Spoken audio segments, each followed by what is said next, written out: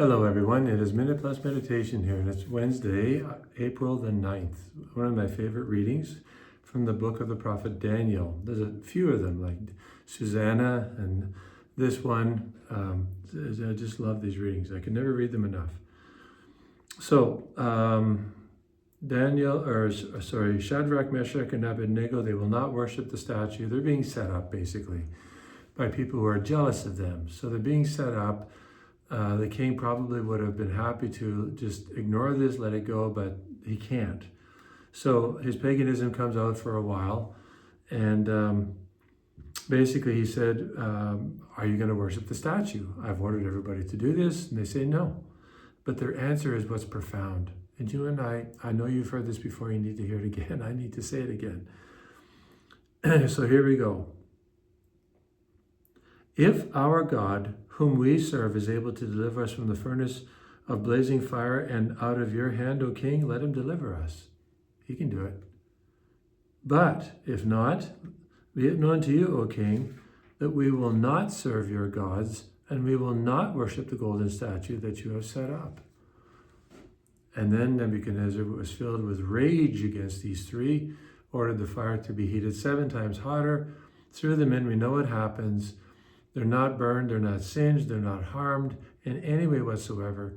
And then at the end, Nebuchadnezzar said, "Blessed be the God of Shadrach, Meshach, and Abednego, who has sent his angel and delivered his servants who trusted in him." Then he orders everybody to leave these guys alone and never to speak badly of their religion. So there's so many lessons here, like there usually is. But basically, stand firm in the faith. They've already factored in that they're going to suffer, they may suffer. So you and I should factor in that we may suffer as well. But don't be caught off guard. Reflect on the consequences of fidelity. It's not an easy street. It's not life on the beach, yet. That's heaven. So we're in a battle, and they have factored this in, so they're not taken aback. They don't have to think twice about it, and that's what you and I need to do as well. We don't go looking for a fight, but we're prepared for one. So that's what's really important here. Many people are caught off guard. They should never be caught off guard. It's because they don't think, they don't pray, they don't reflect, they don't project. I'm not saying being caught or frozen by the possibilities of the future, but just realize discipleship has a cost. Almost everyone, especially battle from within, but even the battle from without. And that's really important to take into account. Okay, over to the gospel. Jesus said to the Jews who had believed in him, so these are the ones who had believed in him, but not necessarily for the right reason. If you continue in my word, you are truly my disciples. That's pretty clear. You are truly my disciples, and you will know the truth, and the truth will make you free. And then they go like, huh? So they answered him, we are descendants of Abraham, and we have never been slaves to anyone. What do you mean by saying you will be made free? Jesus said, very truly, I tell you, everyone who commits a sin is a slave to sin.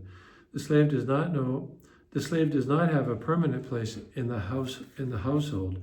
The Son has a place there forever. So if the Son makes you free, you will be free indeed. Jesus is progressively unveiling, unpacking, more unveiling, drawing back the veil of his true identity, because if you know John chapter 8, you know where this is going to go, right? I am. And they're going to try and murder him for this. So, but he's revealing to them the inner life of the Trinity. This is what's so beautiful about the Gospel of John. And he's trying to convince them. And, probably God is trying to convince many people in our own time as well. But do they listen? Do they pay attention? Are they open? Are they disposed to what God is saying? And to this society, to this group of people, our Lord uses tailor-made responses. And you will know, if you continue in my word, you will know that you will truly be my disciples. And very truly, I tell you, everyone who commits sin is a slave to sin. So these people knew this language.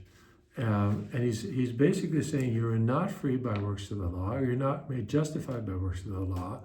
You're only justified by faith working in love. That's the theological framework.